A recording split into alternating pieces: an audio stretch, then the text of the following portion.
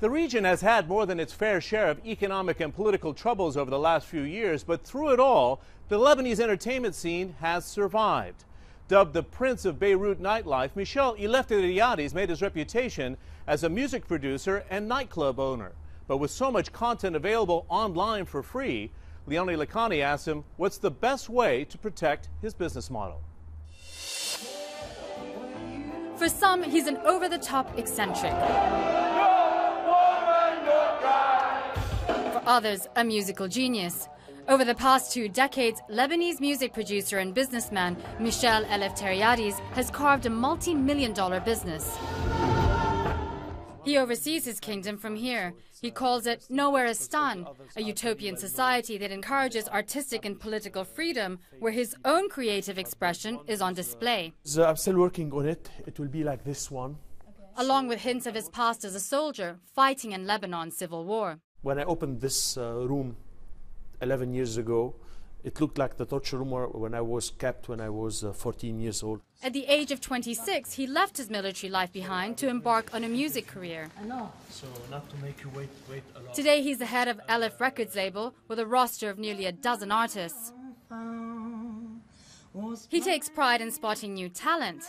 And the lucky few get a chance to perform at a successful nightclub MusicHall in Beirut and Dubai, with plans to open in London and the US.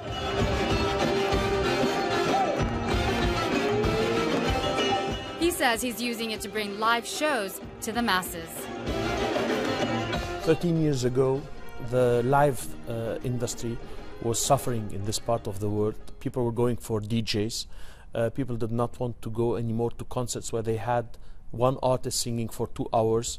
They wanted a variety of things within one night. So I thought, why we're not giving the people what they can get with a DJ, but with live bands. So instead of having only one band, having various bands. How has the music industry changed in this whole new digital age? People downloading music. It changed it dramatically. I mean, it was a paradigm shift for the people who work in this industry. It's exactly like if someone worked in the industry of candles and then electricity was discovered. I read a study in which it said more than 90% of the music in the Middle East is pirated. So how do you overcome that? There is no legal protection in this part of the world for piracy on the internet. I mean, we're living in a part of the world where there's a lot of violence.